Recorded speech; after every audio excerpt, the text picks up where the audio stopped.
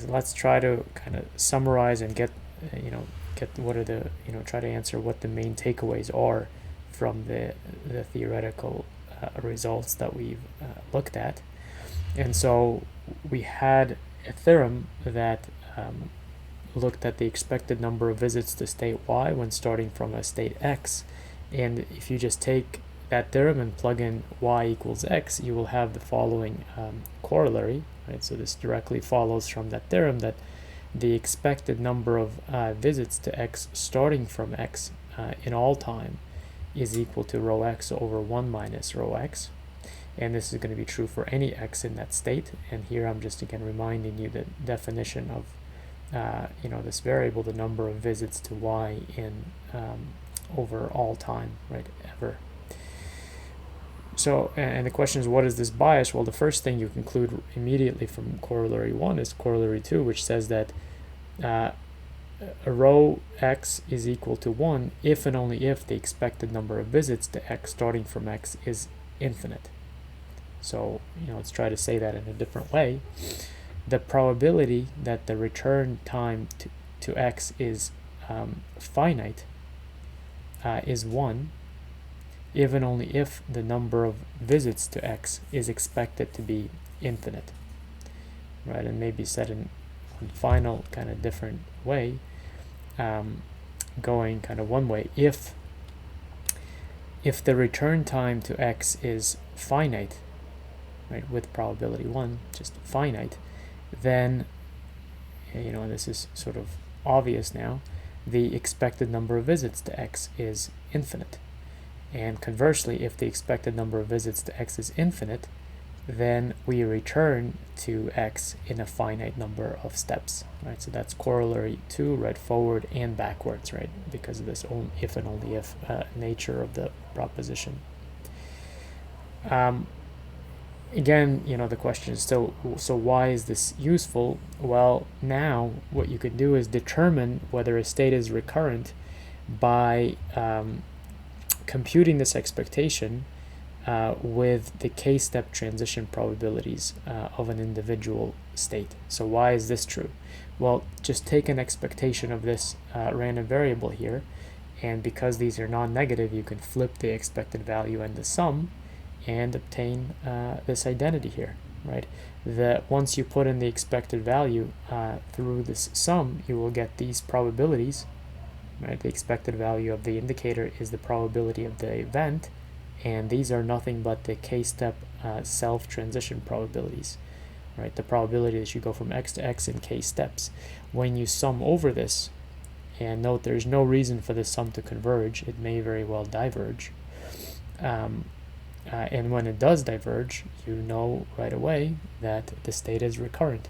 And when it converges, right, when this sum is less than infinity, then you know the state is not recurrent, and by our kind of definitions is going to be called transient.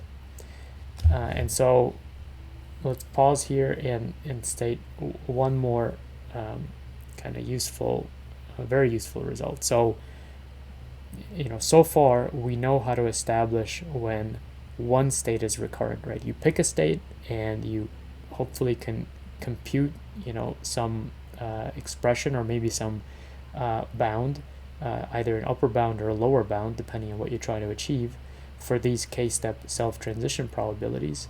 You write the sum, and you get what you get to conclude whether this is finite or infinite. If you're trying to conclude this is finite, try to place an upper bound on this, and then see if that upper bound converges, in which case this is finite and therefore the state is transient. If you're trying to do the opposite and trying to prove something is recurrent, try to place a lower bound on this, right? If you put a lower bound and that diverges, then therefore this is infinite and therefore x is recurrent. So hopefully you can kind of get a handle on sort of how to operate with all these definitions. But this is the most useful part in the lecture to kind of to take away for the homework and just general understanding of what's going on. And this proposition is really a big kind of a big step forward for us. What it's saying is that given an S irreducible Markov chain, so I specifically write S irreducible because this notion of irreducibility has to do with the state space.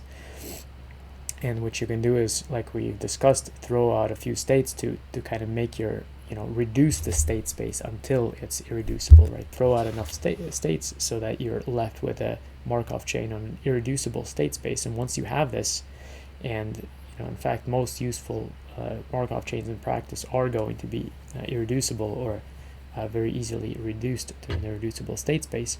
Once you have this, then if rho of x is equal to 1 for any x, then all states are recurrent. Namely, all rho z is equal to 1 for all z in the state space.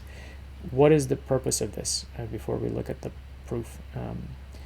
The purpose of this is to say that if you have an irreducible Markov chain, as soon as you can show that at least one of your states is recurrent, you can immediately conclude that all of them are recurrent. And that's very important, right? It saves you a ton of work. You do not want to have to go through every single state in the state space and try to prove this. It's going to be a nightmare. Well, it literally is going to take you forever, right? An infinite amount of time if there are infinite number of states. So, this approach here to establishing the recurrent property of a state should be coupled with this proposition here, which first lets you get to an irreducible set, right? Reduce your state space till the chain is irreducible.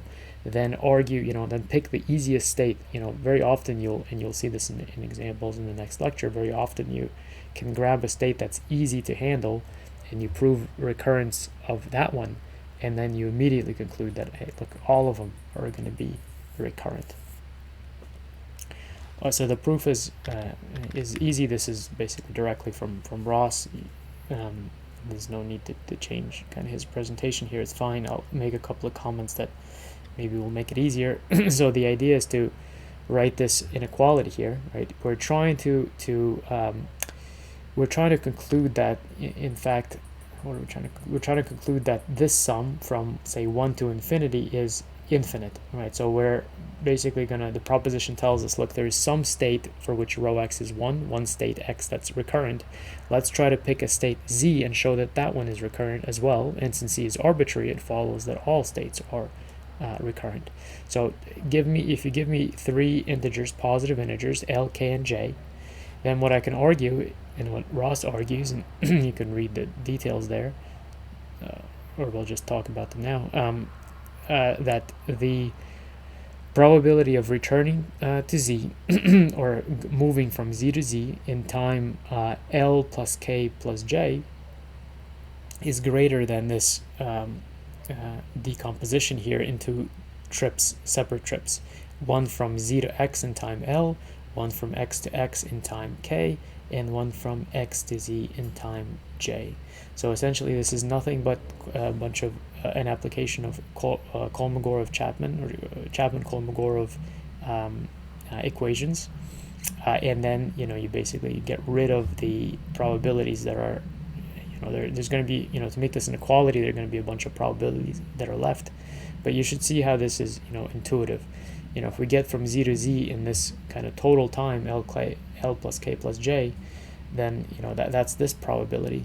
Then you can pick sort of just one way to get there, which will not contain all of the probability of doing so, right? But one possible way is to go from z to x in time L, from x to x in time K, and from x to z in time J.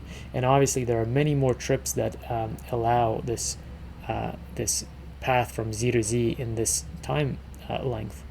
But this is just one of them, and because we've accounted for only one of them, this side is less than or equal to that side. In fact, it's likely strictly less than or equal to, but I'm sure you can find kind of some pathological examples where you get equality here.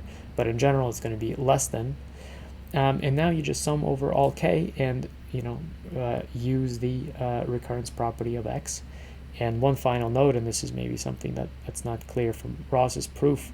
Once I sum over k equals 1 to infinity, right, I sum this side and this side. Right here, I can take these out. These two come out, and they're both positive. And you should make sure, why are they positive? This is an important point. You have to pick the L and the J so that these are actually positive. And what lets you do this, it's irreducibility. This is where you use the irreducibility property. So pick the L and the J such that these two probabilities are strictly positive, take them out of the sum, and then you have the leftover sum is sum over this from k equals 1 to infinity, which is infinite because x is recurrent. And now you have a lower bound on this sum here, right? Namely, infinity is the lower bound, so we can conclude that this is infinite. And notice that this is equal to that. And now the final step is to say, well, if this partial sum is infinite, right? All I've done is change the index of the sum here, right? Summing from k equals 1 to infinity of this is the same thing as summing from k equals L plus J plus 1 to infinity of that. Right, those are identical. And if this is equal to infinity, well then clearly the sum over all k from 1 to infinity is equal to infinity, and therefore C is recurrent. Right, recurrent by this proposition together with this note. So this is really the most important part of the lecture, and hopefully you kind of this is where you get all the tools for showing recurrence, starting from doing it for one state. Right, you have this corollary 2 with this note together, right? That's a powerful kind of set of tools here. And then the key is to pick the right state, the easiest one, because once you get the easiest one and you have irreducibility, you conclude recurrence on all states. So that wraps up, that's the kind of the summary of this lecture, the main part, and that wraps things up. And in the next lecture, I'll just run through a series of examples kind of showing all this in action.